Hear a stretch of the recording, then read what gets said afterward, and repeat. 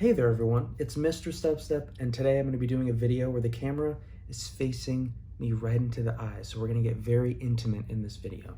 But if you didn't read the title, I am going to be doing my top 10 most expensive cards in my collection. So that could be a mix of graded, raw cards, so I'm ready to begin. We'll get into these. I'm going to show off the individual cards, maybe have some pop-ups of some listings on eBay or TCG Player. That's generally the places that I'll find prices for what they've been selling for recently. And then we'll have some extra bonuses, in between. So starting out, we have the Sylveon VMAX from Evolving Skies.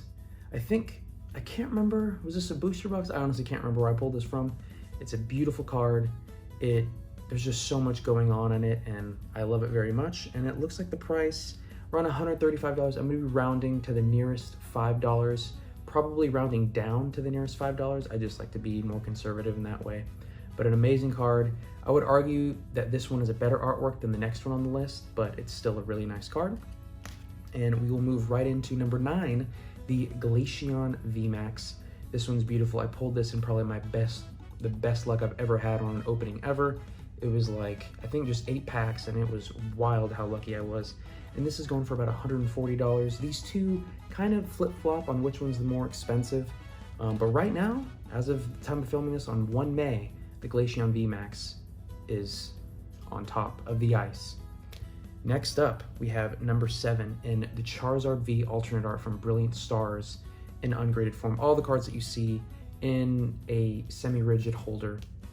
I guess these aren't technically card savers because they're Ultra Pro brand, but I eventually would like to get them graded, but just grading isn't my #1 priority at the moment, so yeah, eventually, one day.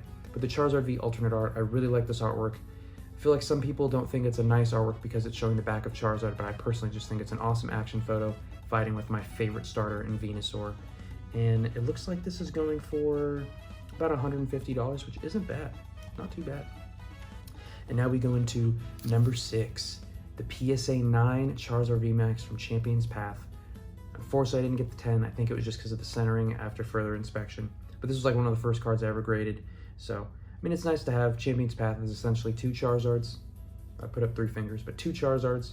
So, it's nice. And we actually move right into the other Charizard from that set. And this one's just straight out of my master set. So the Charizard V alternate art, I personally like this artwork way more. Even though there's a lot of artworks where I prefer the Charizard VMAX, but this one, the shiny Charizard, it just looks so good. I loved the regular full art artwork, and then when they made it shiny, I was like, perfection. But this right now is going for $185, so it's crazy how this in the PSA 9 goes for less than this, because this could have the potential for a PSA 10. Obviously, I think raw, the rainbow goes for slightly more, but because this is already a PSA 10, it basically shows it doesn't have a chance for a PSA, or because this is already a PSA 9 and it shows the chance that it doesn't have for a PSA 10, this one still has that potential. So, but yeah, that's straight out of my master set. Next up, we have, what would a Stubstep video be without a Kirlia card? We have Butler's Kirlia.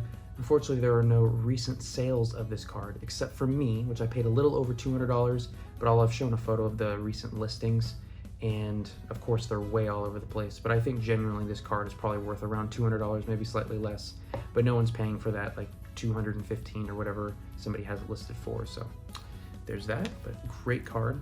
My most expensive Kirlia card, of course. Then we move right into the Reverse Holo Charizard from Evolutions in a PSA 10.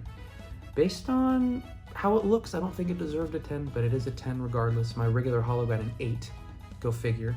But yeah, this one in a PSA 10 is still a pretty penny. It's been slowly declining, but it still goes for around $345, which is pretty awesome.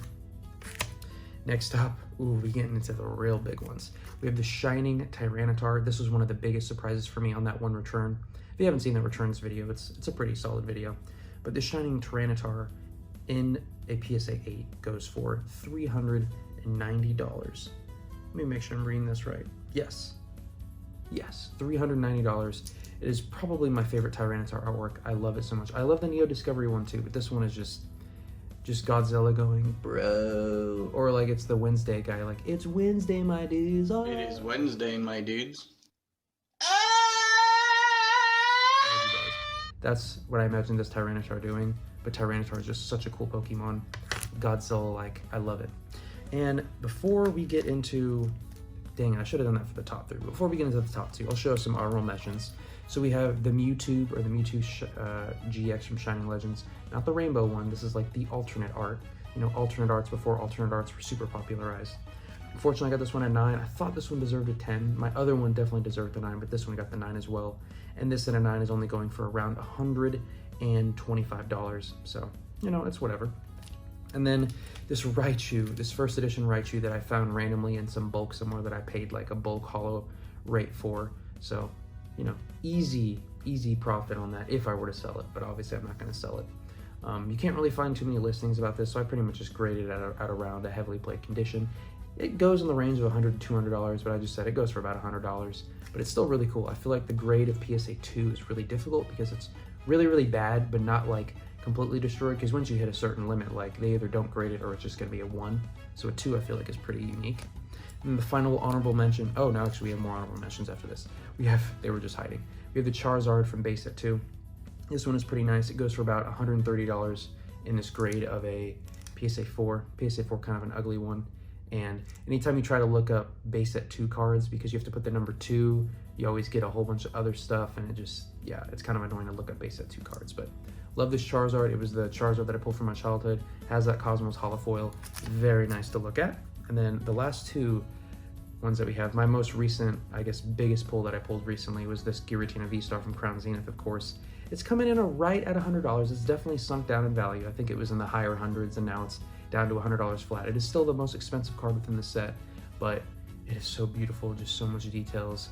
Giratina is just a boss. And the final honorable mention, which is kind of crazy to call this an honorable mention, but the Pikachu VMAX Rainbow Rare, Secret Rare, Hyper Rare from Vivid Voltage.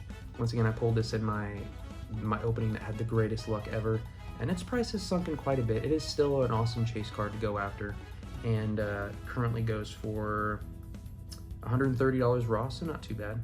I don't know if it'll ever go below 100, but it's still pretty cool. And now we go into our second place, which is the Shining Charizard from Neo Destiny. Just unlimited, don't worry, but in a PSA 5.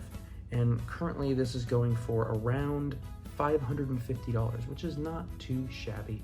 It is an amazing card. It's another backshot Charizard. I mean, you think the Charizard V alternate art is paying homage to that? I don't know, but yeah, it's a beautiful card. Oh man, so nice. And I just ordered another Shining the other day, so I'm excited for when that one comes in. And if you've been watching my channel for, I guess, more than a year or two, you probably know what the most expensive card in my collection is. If you were able to guess it, awesome. If not, that's okay too.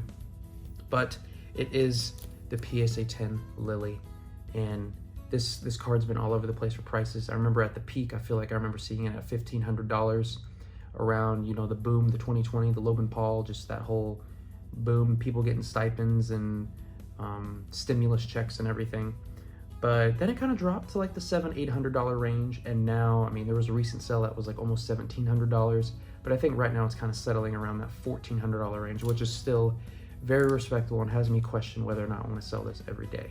And you know, normally having the most expensive card from a set, I would pursue the Master Set, but Ultra Prism is not a cheap set, so that's kind of why I still have it in the maybes list, because I do have the most expensive card, but then there's like the Cynthia, and then there's a lot of expensive cards in that set. But overall, I want to thank you guys for stopping by.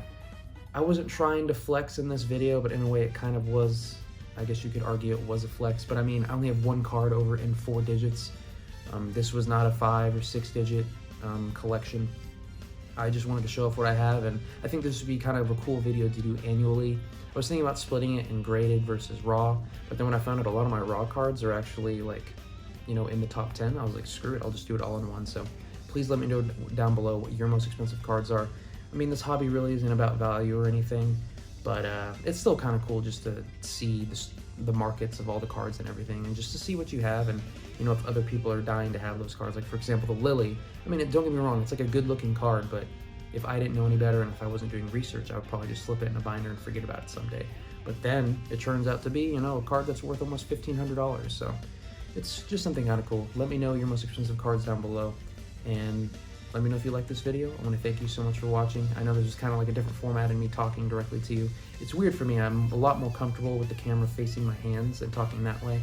But when you're just looking right into the cameras, it can be a little bit intense. But I want to thank y'all for your patience. So much for watching, and I'll catch y'all in the next one.